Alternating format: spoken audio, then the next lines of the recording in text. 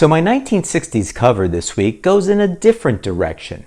And my top cover buy this week is, I believe, a bit controversial.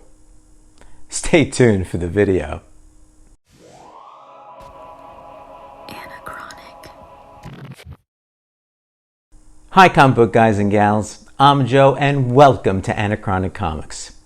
Now this week's top cover from the 1960s goes in a bit of a different direction.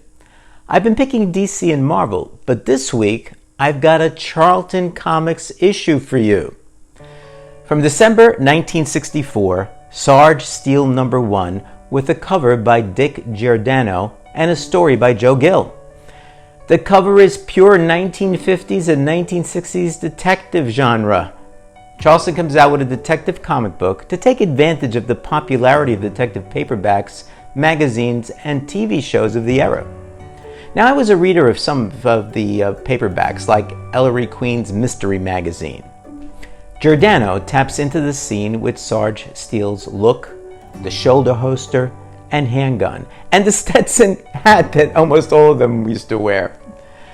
The pics of the femme fatale and the bad guy with the descriptions are typical of the time. Asians were often involved in these types of stories, mostly because of the mysteries of the Far East. Now, Pat Mazzulli, a proficient Silver Age writer and the executive editor at Charlton for a time, created Sarge Steel, a private detective solving mysteries with a flashback to his time in Vietnam when he lost his hand. Yes, he has a mechanical hand. Now DC bought out the Charlton Comics line, and Sarge Steel had a resurgence career in DC, mostly as a government agent. Now, a bit of trivia. Sarge Steel drives a Jaguar XK150. Beautiful. And Steel was the first fictional private eye to be a Vietnam veteran. I have two series to show you this week. Let's take a look at the covers for Detective Comics 1050.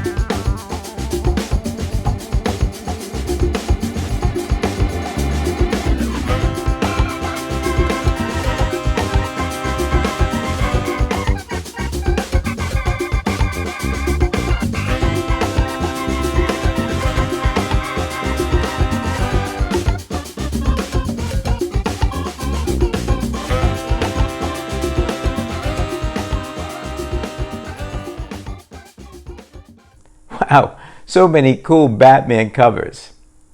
Next, let's check out 17 covers available for Mary Jane and Black Cat Beyond #1.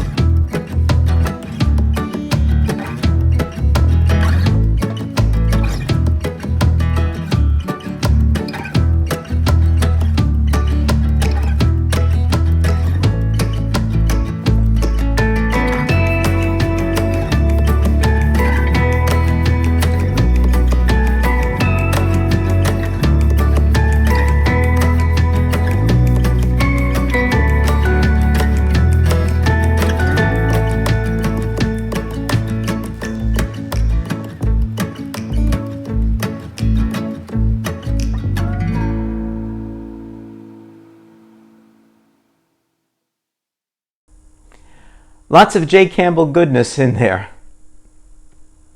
2 premium covers this week. The first is the Invincible Red Sonja number 7, cover M, the Selena limited version for $50. This is another in a series by Selena. All of them are terrific. I believe, although I don't have evidence, that Selena is using one model for each of these covers. The second is Hell Sonja number 1, the Perillo metal premium cover for $100. Now, Dynamite advertises these aluminum metal covers as visually stunning. The covers use a long-lasting dye-infused printing process on thick aluminum. Now, all I know is that having Perillo as the artist is all I need. Here are the honorable mentions. The first cover on my honorable mention list is from AM Archives, The Three Stooges, Dell 1961, number 6, cover B, limited to 350 copies for $9.99. It includes the first full Three Stooges issues published by Dell and Golden Key back in 1961. Now, I was a big fan of the Three Stooges show on my local channel in the 1960s and the movies they came out with. Just pure slapstick fun. And this cover features a classic photo cover of Moe, Larry, and Curly Joe. Next up is DC vs. the Vampires number 4, the Matina cardstock variant for $4.99. Matina does his usual great work on this cover. The vampire Wonder Woman coming out of the coffin with bats flying about is not just scary, but perfectly set for the title. Next is another Perillo cover, this time a bit more affordable. Deathstroke Inc. number 5, cover C, the Lucio Perillo Peacemaker cardstock variant for $4.99. This shows Peacemaker and Vigilante at the ready. Nice touch by Perillo, having the doves flying in the background. Next is the Death of Doctor Strange number 5, the Mooney Classic variant for $3.99. What can I say? The classic variant brings me back to my youth and the Lee Kirby comic books of the 1960s, even with the corny dialogue setting up the story inside. I just love it. The last honorable mention for this week is the Human Target number 4, the Greg Smallwood cover A for $4.99. Say what? It looks like one of my faves, the Ted Kord Blue Beetle is making an appearance. It may be an acquired taste, but I just love Smallwood's use of splash sound words, and having the men Beetle is beating up on announcing the writer and the artist is super cool.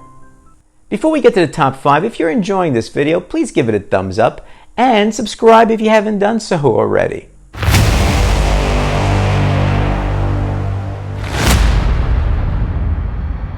Number 5 is Devil's Reign, Winter Soldier number 1 for $3.99.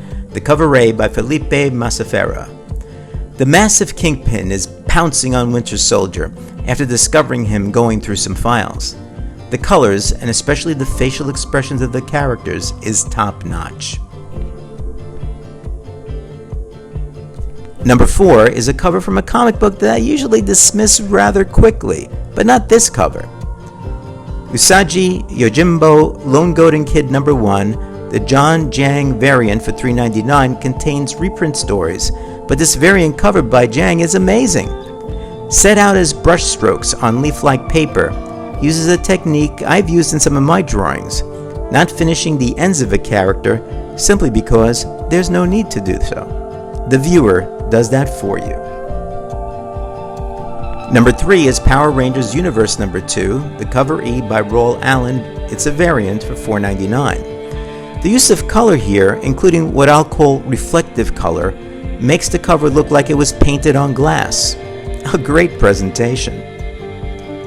For number 2, I selected Aquaman Green Arrow Deep Target number 4, the Kale New cardstock variant for $4.99. Now, New does a usual terrific job of stylizing the subject and putting the character in an action position where it looks like a still photo was taken.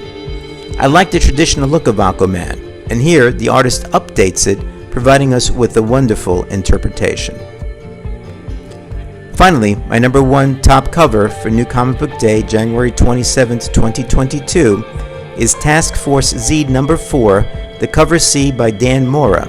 It's the Peacemaker cardstock variant for $4.99. Now, DC has Peacemaker on a number of covers this month to highlight the HBO Max series. I know many will bypass this cover because either they don't like the story or have no interest in Peacemaker.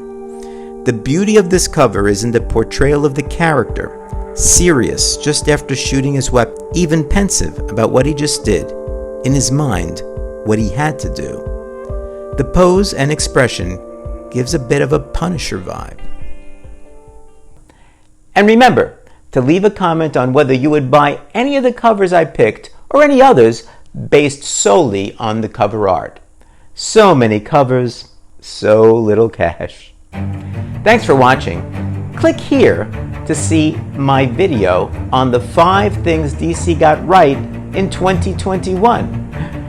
Be well, and I'll see you soon.